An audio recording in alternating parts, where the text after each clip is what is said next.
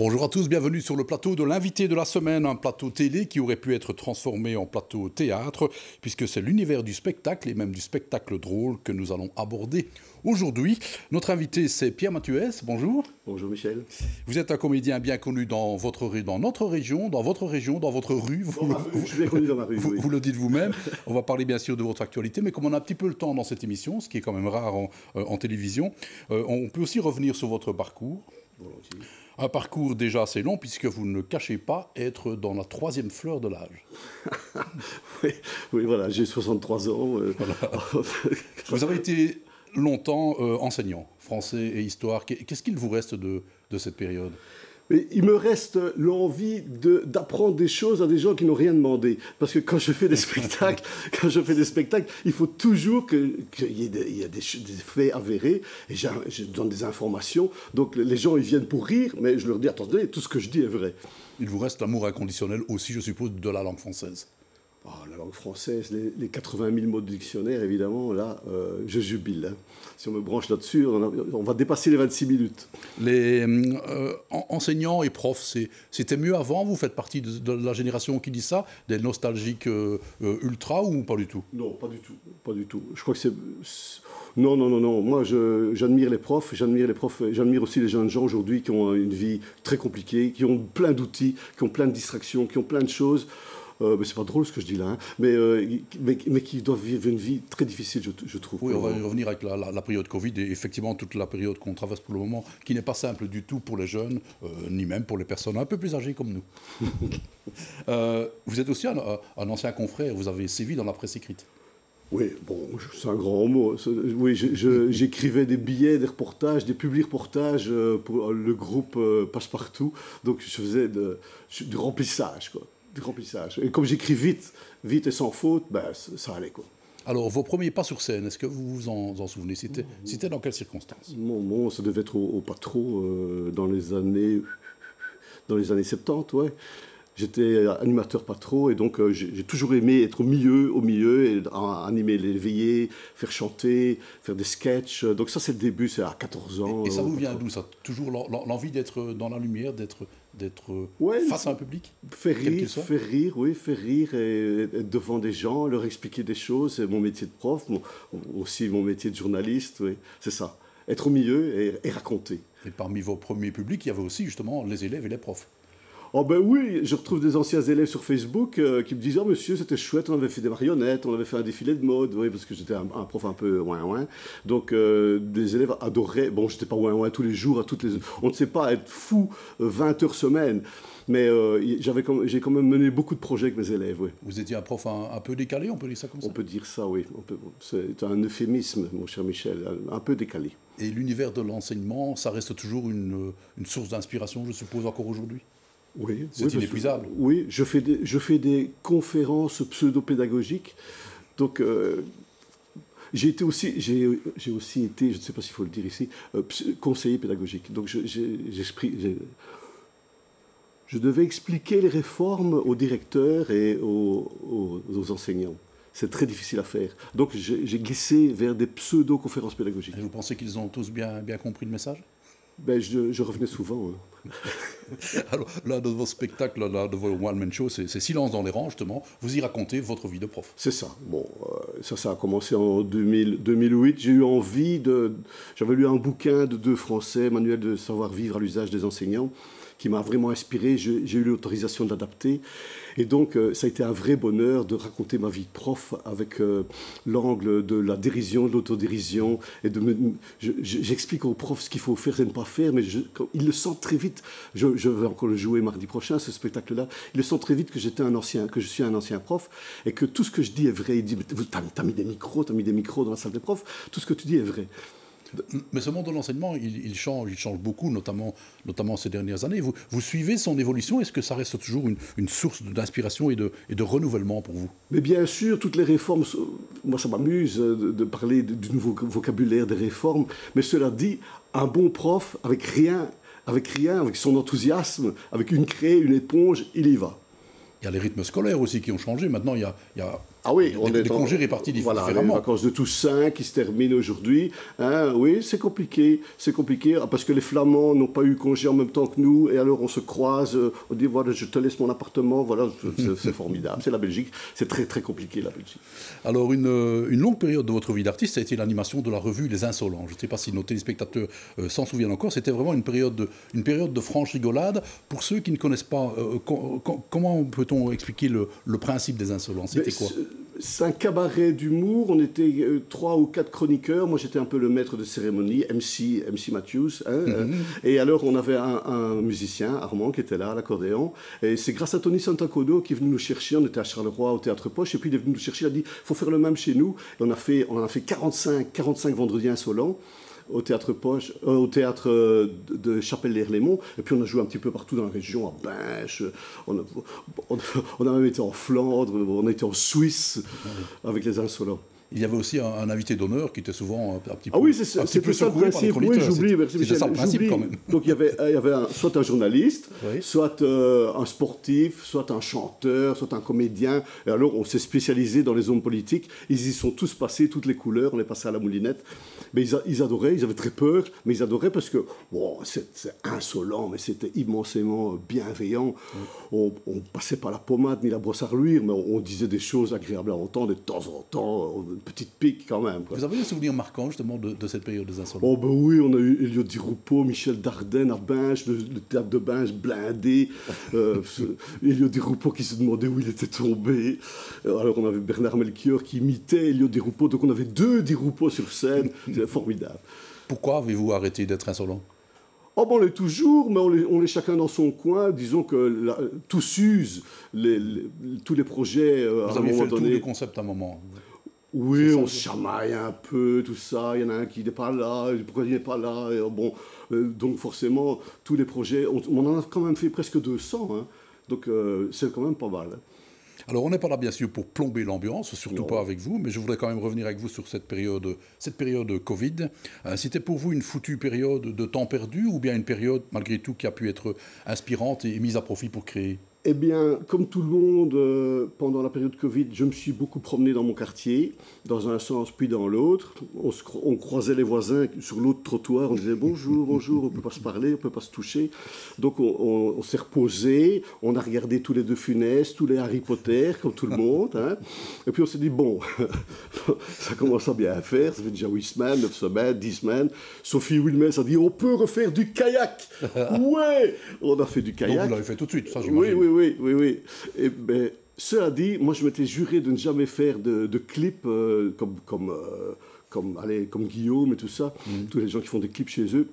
Et ben on s'y est mis. On s'y est mis avec ma femme. Moi j'ai écrit des clips, on les a tournés et puis on les a montés et puis comme ça, on a dit à Thomas Cato, on a dit à Antenne Centre, on a dit tiens, voilà. Ça vous intéresse? On a fait 10 clips et ils ont dit ah ben ouais.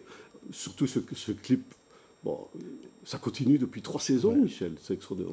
On va en parler juste avant cette période. Vous vous êtes attribué le prix Nobel. Oui, je suis vous êtes prix Nobel. Et puis Bardaf, donc ça a été l'embardi du confinement, plus rien, plus de spectacles.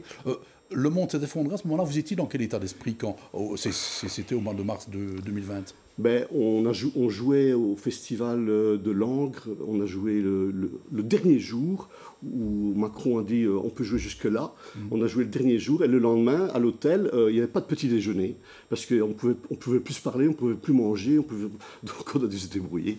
Et on a joué le dernier jour et ça faisait bizarre parce qu'on ricanait un petit peu. Hein. Moi, je me souviens, on disait, il y avait une blague qui courait à l'achat de... On avait quoi? Une mort subite, là, je ne sais plus, il y avait une blague comme ça qui tournait beaucoup. À l'achat de 4 Corona, une mort subite. Bon, après, on n'a plus ri. Quand on a vu les ambulances et qu'on a vu qu'il y avait vraiment des morts, on n'a plus ri du tout. Mais au début du Covid, on se disait, ouais. Et puis après, on s'est ennuyé et donc on a fait ces clips. Mais tout s'est effondré. Moi, j'ai annulé 80 dates. Ah oui. J'ai annulé le Festival d'Avignon. On était prêts avec prix Nobel. On était prêts à y aller. Est-ce que c'était une période angoissante pour vous? Ouais, quand même, oui. On se dit, qu'est-ce qu'on va faire après? Est-ce que ça va repartir? Est-ce que les gens vont revenir au théâtre? On était fort inquiets quand même, ouais. Alors, quelques mois après le premier confinement, on vous a retrouvé, c'était au Palace. Oui. où vous étiez en résidence. Être en résidence au Palace, ça le fait quand même. C'était en octobre 2020. On va regarder de suite un extrait du reportage que Silvio Guelli avait réalisé à cette époque-là, et puis on en parle. Je peux faire un petit bout ici. Ouais, on va essayer le HF. Ouais, on a testé en janvier, avant le confinement, janvier-février, on a eu une dizaine de dates, 10-12. On en avait plein qui étaient prévus au printemps, puis on devait enchaîner avec des écoles, des journées pédagogiques, et puis on devait enchaîner avec 25 dates à Avignon et être prêt pour la rentrée ici. Ladies and gentlemen, Madonna. J'entends rien. C'est bon? Cette résidence, c'est faire le point sur les lumières, les sons, les nouveaux sons, les nouveaux enchaînements. On a coupé. Donc on est dans le stade du fignolage, du micro-détail, des petits ajouts sur l'actualité, évidemment. Delphine Boel, qui devient Delphine de Belgique. On est prêts, c'est ça en plus. Quel bonheur. Le roi et papa, à 85 ans. Donc je glisse des petits trucs d'actu parce que c'est mon style. Ben, le spectacle, depuis qu'il a été écrit en décembre-janvier, il n'a presque pas bougé. Et les réfugiés, quoi. C'est un club accidentel. Tu vas le chercher, là, voilà. Là, tu as une encyclopédie, un dictionnaire. Là. On va pas tout dire. On va pas tout dire. Ce sera très beau. On a notre complicité, je le dirige. Donc, vous savez, la mise en scène, c'est d'abord avoir une image, mais c'est aussi diriger l'acteur, c'est des échanges. Et Pierre est souple, il y a une confiance, surtout qui s'est installée depuis maintenant ces 3 spectacles qu'on a créés ensemble. Voilà, absolument. En fait, je vais arriver là du pas. Absolument, parce que je sens qu'ici, tu vois, un moment, j'y vais. Donc, une fois que tu es là, tu es bon. Pierre est un ancien enseignant, voire même un correcteur d'enseignants, je dirais. Donc il a l'âme d'un professeur. Des fois aussi, mon travail consiste à dire, bon, on est sur scène, donc il peut avoir naturellement des travers de professeur qui ne vont pas nécessairement avec la scène, simplement gommer de temps en temps. Et comment dire, les aspérités du métier qui viendraient pas... qui viendrait un peu, comment dire, corrompre le travail artistique sur scène. Parallélépipédique. Attends, je l'ai fait 1000 fois, là. Tu mets les points sur les i, tu vois, mais tu es extrêmement précis, quoi. Voilà. Il y a une bonhomie dans le travail de Pierre. Comme il dit, il n'est pas agressif, il n'est pas méchant, grinçant, on peut l'être, mais... tout est en arrondi. Je veux dire, il fait des spectacles ronds comme son visage, Pierre. Fais un peu, même au président américain qui montre, tiens, toi, t'es là, là. Garde ta fierté, mais souriante. Ouais. Et pas du haut, voilà. Sinon, ça va faire méprisant, c'est pas le but. Non. On s'est connus à Chapelle, les Herlémont, quand on faisait les Insolents. Il y a presque 10 ans de ça. On a fait une 50aine d'Insolents à Chapelle et Jean-Charles était tout le temps là. Donc on est tombé en camaraderie, en amitié même. Il a fait mon spectacle La Belgique expliquée aux Français. Puis il a fait Je vais t'apprendre la politesse Picon. Et puis là, je dis Jean-Charles, toujours d'attaque, 3e. Jamais 203, Pierre-Mathieu Esprit Nobel, je lui ai dit, oui. Les accessoires, tout nouveau. C'est ton univers. Ça c'est mon petit univers, oui. J'ai un dictionnaire. Ça, c'est tout nouveau. Je l'ai fait la semaine dernière, le dictionnaire du Covid-19. Oula, en pleine actualité. Là. Oui, avec pangolin, chloroquine, eau de javel. Jean-Charles Van Antwerpen dit quand même beaucoup de bien de vous. J'imagine que c'était sous la contrainte. Oui, voilà. Voilà, vous êtes bien informé. Non, moi, Blague dans le coin, c'est une longue complicité qui vous lie. On a fait 3 spectacles ensemble, et tous les Insolents, à Chapelle, oui, une belle complicité, c'est vrai. Ce travail de résidence que l'on a vu, vous l'auriez fait sans le Covid ? Ah oui, bien sûr. Si on parvient à trouver des résidences, c'est toujours agréable de travailler sur une longueur, sur du confort, d'être installé quelque part, d'avoir ses marques, son petit percolateur et tout ça. Donc un travail de résidence, c'est ça aussi. Et c'est aussi toute la régie, toute l'aide, la structure et la puissance aussi. C'est grâce à Vincent Thirion, la puissance de centrale, c'est un cadeau. Oui, vous l'avez dit, ce sont des petits détails qui sont réglés lors de ces résidences, mais c'est à indispensable pour que le spectacle soit bien rodé et roule par après. Mais il faut que ça roule, oui. Ouais. Il faut que ça roule l'humour, parce que c'est de la dentelle, c'est de l'horlogerie suisse. Il faut que, parfois, une mauvaise respiration, quelqu'un qui tousse, juste au moment où le mot n'est pas entendu, platch, il n'y a pas de rire. Revenons à ce monde de la culture qui a très très fort souffert quand même de la crise Covid. Vous avez été personnellement très inquiet par rapport à tout cet univers culturel qui à un moment n'était plus considéré comme essentiel. Ben, on était non essentiel, hein. On a fait des manifestations à Bruxelles avec des banderoles non essentielles. Oui, vous avez participé à ces actions, oui, style bon, c'est pas héroïque, oui, on a été à Bruxelles manifester, oui.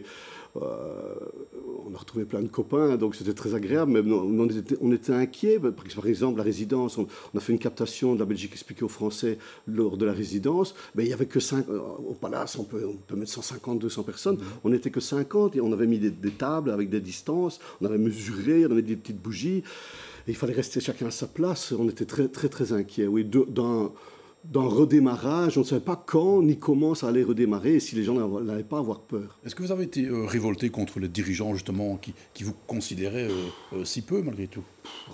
Révolté. Ils ont fait ce qu'ils ont pu, c'était compliqué pour eux aussi. C'est compliqué pour les politiques.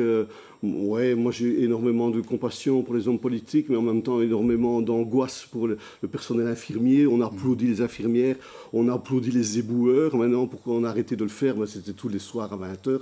On a fait ça pendant des semaines et des semaines. On les oublie un peu. Hein.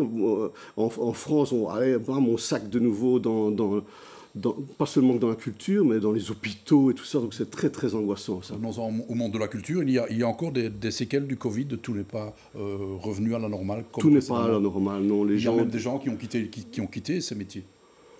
Oui, il y a des gens qui ont arrêté, il y a des gens qui ont fait autre chose pendant des semaines, qui ont été ramasser des fraises pour trouver un boulot, c'est vraiment vrai. Hein. Et puis, ce qui se passe aussi dans les théâtres, c'est que les gens ne se réabonnent pas, parce qu'ils ont un peu peur d'une vague, d'une 9e, je ne sais pas à quel numéro on est, je crois que c'est la 9e, on a un peu peur de s'abonner, donc c'est au coup par coup, et les gens se disent la veille, bon, on irait bien demain. Alors on l'a entendu, l'univers de l'école a été toujours inspirant pour vous, y compris lorsqu'il s'agit de tourner des clips. On va vous voir à l'œuvre. C'était en décembre dernier à l'école communale Roosevelt à Morlanway. On parlera juste après de votre intérêt justement pour le partage collectif comme celui que l'on va voir. Animation peu banale au sein de l'école communale Roosevelt de Morlanway. Une quarantaine d'élèves de 6e primaire participent au tournage d'un clip du comédien Pierre Mathuès pour sa chanson « Les Belges sont les plus braves ». Un texte hommage à la créativité belge et locale. La Belgique a inventé le Frisco, Lio, Arnaud et Adamo. C'est un clip qui raconte toutes les inventions belges. Et il y a une invention belge qui est de Morlanway, c'est le passe-vite. Donc ça a été l'accroche, c'était un peu ça, l'alibi, pour dire tiens, je vais faire une chanson sur toutes les inventions belges, et puis pour la tourner avec des enfants de Morlanway, de Carnier, de Mont-Saint-Aldegon, de tous les villages autour. La Belgique a inventé le patin à roulettes. À la réalisation du clip, on trouve Philippe Esmans, directeur du Centre culturel Le Sablon et coordinateur du projet en partenariat avec les équipes éducatives de l'école. Derrière la chorégraphie, les costumes et les accessoires intégrés dans le film se cachent en effet près de 2 années de travail en classe. L'idée, c'était essentiellement d'illustrer et d'abord d'apprendre les mots du texte de Pierre Mathuès, de la chanson. Donc il y a eu une animatrice de la province qui est venue en classe avec le professeur, analyser les mots. Ils ont fait des recherches historiques, j'imagine, sur tous ces mots, etc.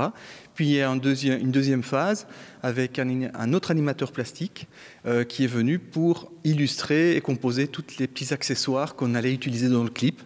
Ce clip est la 3e phase du travail. C'était de réaliser un clip avec les enfants en utilisant les accessoires qu'ils avaient confectionnés en classe pendant quelques semaines, quelques mois, et aboutir à cette aventure malgré les difficultés du moment. La Belgique a inventé le cuberdon. Et c'est avec beaucoup de sérieux et d'enthousiasme que les élèves ont collectivement nourri le projet. On a appris des choses sur la Belgique, comment cuire les frites, on a choisi un thème. Le lait au choco. pour les marmots. Nous avons aussi fabriqué beaucoup de choses avec du carton, de la peinture. Et on a aussi appris beaucoup de choses comme sur la Belgique. Et voilà.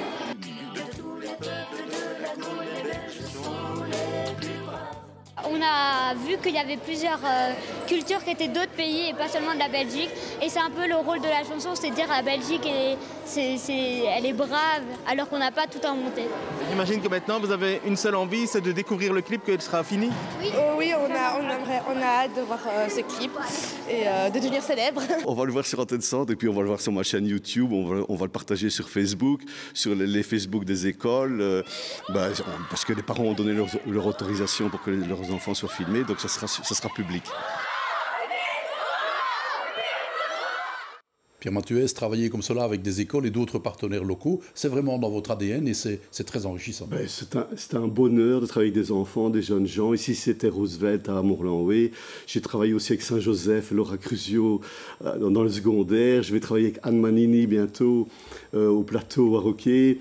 Donc, c'est un bonheur parce que les élèves, ils se disent « Ouais, court toujours, c'est qui ce vieux type avec ses idées, qu'est-ce qu'il va nous faire faire ?» Et puis après, ils voient que ce que je leur dis, je le fais, et ce que je fais, je leur avais dit. Donc ils disent, il n'y a pas d'entourloupe, et ils participent à la coécriture, on fait des petits... Oui, j'allais dire, vous vous nourrissez de leur rapport à eux? Ah oui, on choisit un mot ensemble. Ici, c'était mon clip, mais quand je vais à Saint-Joseph ou au plateau à Roquet, on choisit un mot ensemble, donc là il faut déjà du temps. On a choisi le mot baguette et le mot fricandelle à Saint-Joseph. Bon, ils avaient faim, c'était avant midi, donc voilà. Et après, on décline, on fait 1 minute, on donne l'origine du mot, on fait des recherches, on fait des petits gags, et chacun, ceux qui veulent, ils ne sont pas obligés, participent à la petite virgule, la petite capsule qui est diffusée après sur Antenne Centre. Donc vous êtes souvent seul en scène, mais pas seul dans le travail. Oh ouais, non. Pour faire un seul en scène, il faut... J'ai préparé une petite liste de gens à qui je dois dire merci, mais ça va être trop long. J'ai un metteur en scène, mais j'ai une costumière qui m'a fait tout ça, Fabienne Bernard, et puis il y a Marilus qui fait la com, et puis il y a Jean-Luc qui fait les accessoires, Fred qui fait la régie. J'ai une liste longue comme un bras de gens à remercier. Alors, avant de conclure, on va revenir à votre actu. Hein. Les planches vous attendent, j'imagine, pour le prix Nobel. Mais oui, ça repart. Ça repart ce jeudi à Chapelle, justement, à Chapelle, le lieu de début des Insolents. Donc on va faire une scolaire à 13h30, qui est presque complète, il reste quelques places, jeudi. Donc c'est le 10, c'est la veille du jour férié du 11. Et en soirée à 20h, il y a encore de la place aussi. Alors, prix Nobel, ce sont aussi des capsules vidéo coproduites par Antenne Centre, on en a parlé, visibles sur notre antenne et sur la RTBF également. On va en voir l'une d'elles qui est consacrée, c'est une toute nouvelle capsule, c'est une primeur consacrée à un comparatif entre expressions françaises et anglaises. Regardez.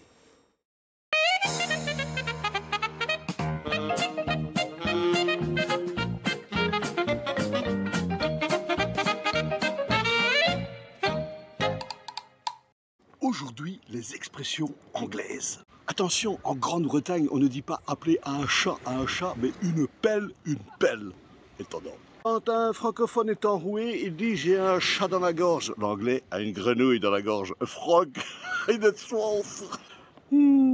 Quand quelqu'un raconte des cracks, on lui dit « arrête de me faire marcher ». L'anglais dira « you are pulling my leg ». Tu me tires la jambe. Tu m'ennuies, quoi. Quand il pleut en Grande-Bretagne, on dit « It's raining cats and dogs ». Il pleut des chats et des chiens. Chez nous, il pleut des cordes. Ou bien il drache. Vlaki Drashko.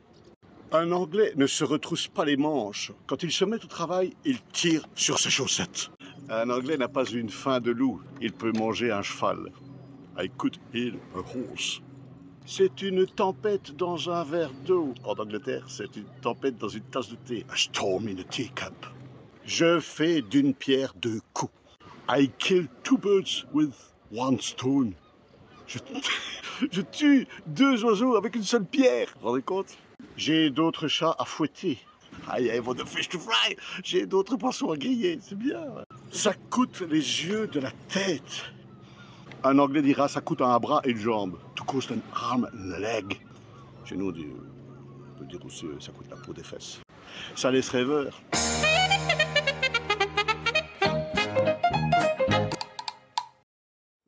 Alors Pierre, on a parlé du 10 novembre à Chapelle, il y a d'autres dates et d'autres lieux dans la région du centre. Oui, je vais jouer à la Louvière le 18, le 19, le 20 et le 21 janvier. Et je joue aussi dans la région à Binche le 24 janvier. Et on termine la tournée le 14 avril au Sablon à Carnières, à la maison, quoi. Retrouver le public, ça c'est vraiment génial pour vous. Oui, c'est bien. C'est bien, c'est pour ça qu'on est sur scène. Hein. C'est parce que pendant le Covid, j'ai joué aussi dans mon salon tout seul. Mais je l'ai fait hein, avec des gens, je voyais leur visage. Certains avaient branché leur micro, je les entendais rigoler. Mais je l'ai fait quatre fois pendant le Covid. J'ai même joué à Arras dans une salle vide. Il n'y avait que 4 régisseurs qui me filmaient. Ils n'osaient pas rire, les pauvres. Ils n'osaient pas rire, donc j'ai joué sans rire. Donc beaucoup en tournée dans les semaines et dans les mois qui viennent. Il y a d'autres projets qui nourrissent sous le chapeau? Il y a deux spectacles à l'écriture. Il y a Belgium Explained to the World. Oui. Donc j'ai été. Il y a un moment, c'est expliqué aux Français, donc maintenant. Non, c'est le monde. On vise le monde. J'ai fait un spectacle en anglais qui est écrit, qui a été corrigé par Yvon Duval, qui va être relu par Marie-France Grandjean. Elle va m'aider pour la prononciation et je vais le jouer parce que j'ai été taquiné par des députés, par un ambassadeur, la consul de Marseille qui m'a dit pourquoi tu ne le ferais pas en anglais, comme ça tu pourrais aller dans le monde entier, tu pourrais aller au Parlement européen. Je dis chiche. Donc, le deuxième projet rapidement, parce qu'on va devoir. Le deuxième projet rapidement, c'est un secret. Mais je suis en train de le répéter à Lyon. Voilà, quelle prétention à Lyon. Parce qu'on est tombé en camaraderie avec un petit théâtre qui s'appelle le Chalala à Lyon, avec Héloïse, avec Maxence, et donc je répète à Lyon. On suivra ça avec attention. Je m'en doutais, mais avec vous, Pierre, le temps passe très très vite, encore plus vite qu'avec les autres. On doit hélas déjà conclure ici. Merci d'être venu nous voir. Merci Michel. Merci à vous de l'autre côté de l'écran d'avoir suivi cet entretien. Dimanche prochain, vous retrouverez Aurélien Laurent avec le nouveau directeur général de l'hôpital de Tivoli, le docteur Pietro Schilia. Excellente fin de week-end à toutes et à tous. À très bientôt. Retrouvez toute l'info de la région en continu sur antennecentre.be et sur nos réseaux sociaux.